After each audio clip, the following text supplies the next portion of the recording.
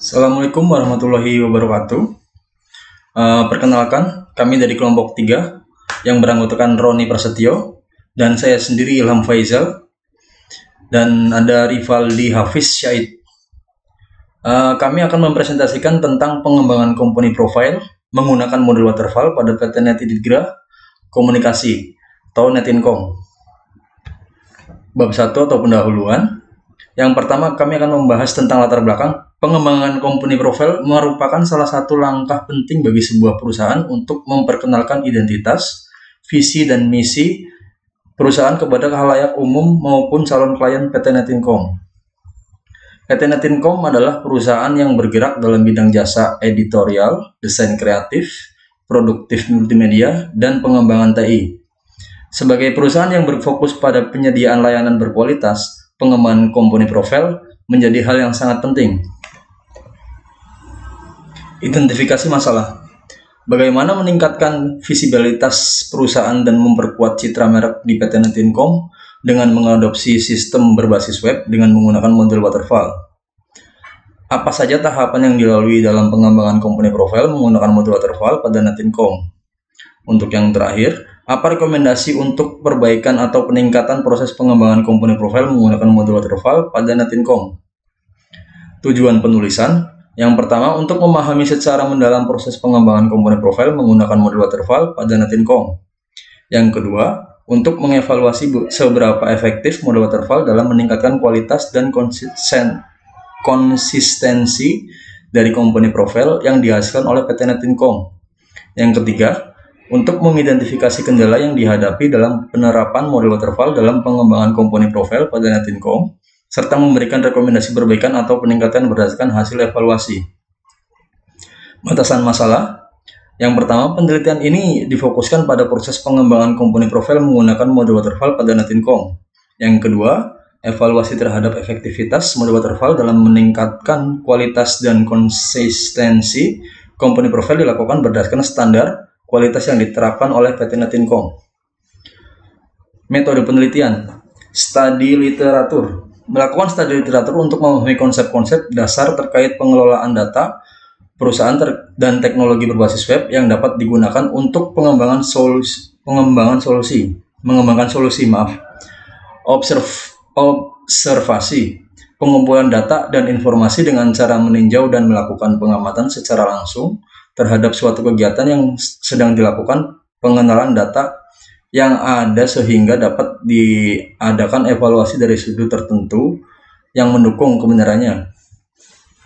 Wawancara. Kami melakukan wawancara langsung pada karyawan yang untuk mendapatkan informasi dan data beserta keterangan-keterangan sehingga kami dapat mencatat hal-hal yang penting dan perlu dijadikan sebagai bahan dalam penelitian tersebut. Bab 2 pembahasan. Waterfall. Model waterfall dikenal karena pendekatannya yang berurutan dan linier. Dalam model ini, pengembangan sistem dilakukan secara bertahap, dimulai dari fase perencanaan, kemudian dilanjutkan dengan analisis, desain, implementasi, pengujian, dan pemeliharaan. Setiap fase harus selesai sebelum fase berikutnya dimulai. Analisis kebutuhan, identifikasi kebutuhan dan tujuan perusahaan dalam pengembangan company profile. Pemodelan bisnis, aliran informasi antara fungsi-fungsi perusahaan dimodelkan untuk memahami proses bisnis dan aliran informasi yang terkait. Perancangan atau desain, pemodelan data. Aliran informasi dari pemodelan bisnis disaring menjadi serangkaian objek data yang diperlukan untuk mendukung company profile. Definisi atribut-atribut dari masing-masing objek data. Pengkodean atau coding. Pemodelan proses. Aliran informasi dan dari pemodelan data ditransformasikan untuk mencapai aliran informasi yang diperlukan untuk melaksanakan fungsi-fungsi perusahaan. Pengujian atau testing, pembuatan aplikasi, pengembangan komponen profile dilakukan dengan menggunakan komponen program yang telah ada atau menciptakan komponen yang dapat digunakan kembali. Penggunaan alat bantu otomatis untuk memfasilitasi konstruksi komponen profile. Implementasi, pengujian dan pergantian.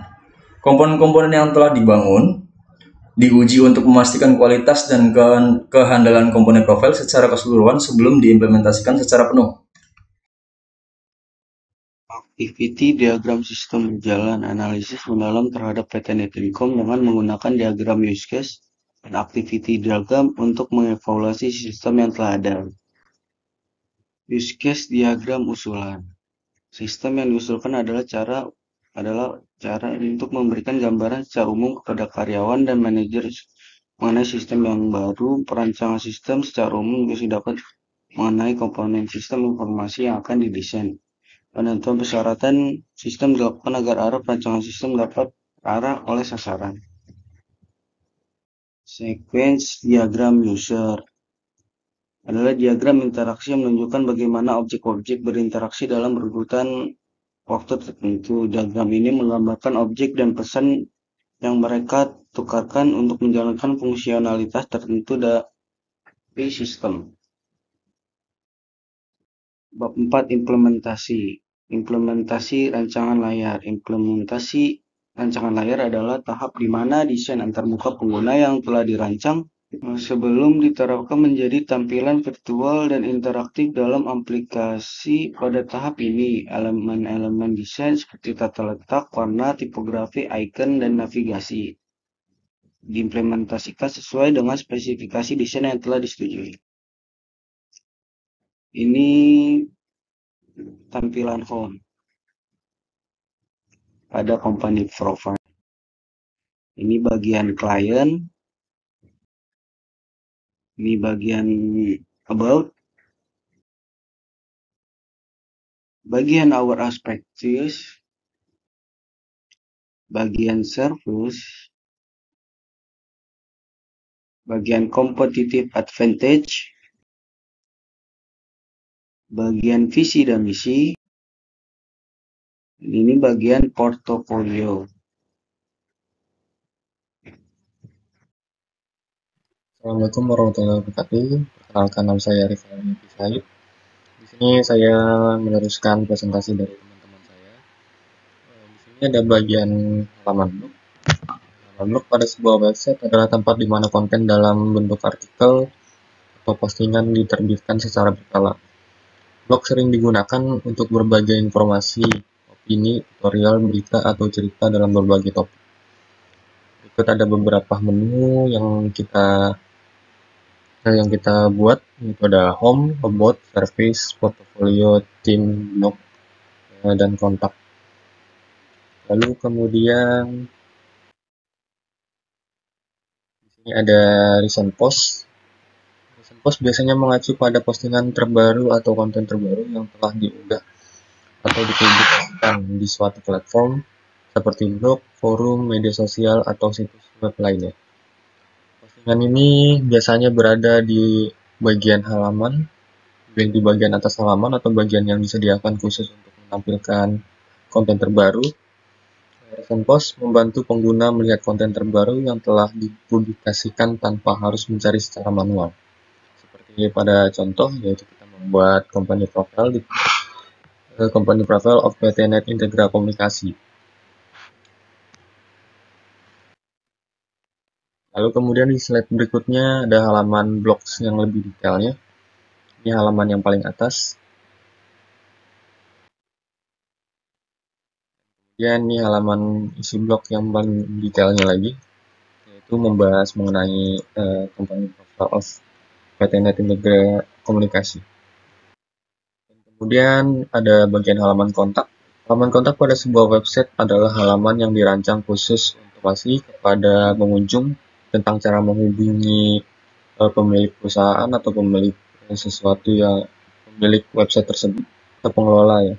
Berikut ada beberapa menu yang kita tambahkan. Itu ada alamat, ada nomor telepon, dan email yang terkait. Kemudian di sini pengertian white box adalah metode pengujian perangkat lunak di mana tester memiliki pengetahuan mendalam tentang struktur internal dan logika program yang sedang diuji. Berbeda dengan black box testing, white box testing memeriksa detail implementasi internal untuk memastikan setiap bagian dari kode berfungsi dengan benar. Kemudian ini untuk uji coba white box-nya. Yang pertama kita ada menampilkan halaman home yang berisi tampilan halaman awal website. Lalu kedua ada tampilkan about. yaitu untuk menampilkan tentang perusahaan dan klien perusahaan. Yang ketiga ada menampilkan service, yang isinya untuk menampilkan keahlian dan pelayanan perusahaan tersebut. Yang keempat ada menampilkan portofolio, tampilan yang dihasilkan dari proyek yang sudah kita buat. Yang kelima kemudian ada tampilkan tim, yang dimana menampilkan sebuah organisasi perusahaan tersebut. Dan yang keenam ada menampilkan kontak, yang kita tahu kontak tersebut yaitu menampilkan kontak, nomor perusahaan, nomor telepon, email, dan lain-lain yang mengenai perusahaan tersebut. Kemudian yang ketujuh ada tampilkan blog, itu menampilkan artikel terkait perusahaan. Dan yang terakhir ada menampilkan blog details, itu menampilkan artikel yang ada di blog dan yang lebih detail mengenai perusahaan tersebut. Dan kemudian ada blog texting. Blog texting mengacu pada pendekatan pengujian di mana pengujian dilakukan tanpa pengetahuan tentang struktur internal atau logika program yang sedang diuji. Dengan kata lain, tester hanya memperhatikan input yang diberikan dan output yang dihasilkan oleh program tanpa memperdulikan bagaimana program mencapai hasil tersebut. Sebagai analogi, black box dalam konteks ini mirip dengan kotak hitam di mana kita hanya mengetahui apa yang dimasukkan dan apa yang keluar dari dalamnya tanpa mengetahui detail apa yang ada di dalamnya. Berikut ada contoh tabelnya untuk fitur, tes, kriteria, dan hasilnya. Sudah mencapai ke slide yang terakhir ya, slide penutup. Jadi untuk kesimpulannya yang kita buat project kali ini itu untuk meningkatkan efisiensi sistem, implementasi sistem berbasis web untuk mengelola data perusahaan telah berhasil meningkatkan efisiensi dan efektivitas pengolahan data. Sistem ini memungkinkan pengolahan data yang lebih cepat dan akurat dibandingkan dengan metode manual yang sebelumnya digunakan. Yang kedua, integrasi yang lebih baik. Sistem yang dirancang menggunakan metode waterfall ini telah menunjukkan integrasi yang baik antara berbagai komponen sistem. Setiap tahap dalam pengembangan sistem dilakukan secara terstruktur dan sistematis, mulai dari analisis kebutuhan hingga implementasi dan hingga menghasilkan sistem yang stabil dan handal. Lalu kemudian ada akses dan penggunaan. Sistem ini dirancang dengan antarmuka yang user friendly.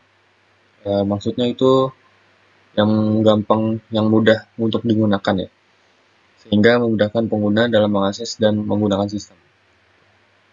Untuk memastikan bahwa semua staf PT Netinkom dapat memanfaatkan sistem ini secara manual tanpa memerlukan pelatihan yang intensif. Jadi artinya kita membuat ini yang sangat mudah ya. Jadi mereka bisa makainya dengan lebih mudah. Saran pemeliharaan dan pembaruan berkala ya.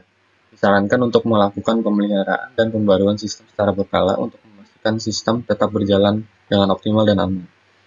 Pemantauan terus-menerus terhadap performa sistem dan penerapan patch keamanan sangat diperlukan.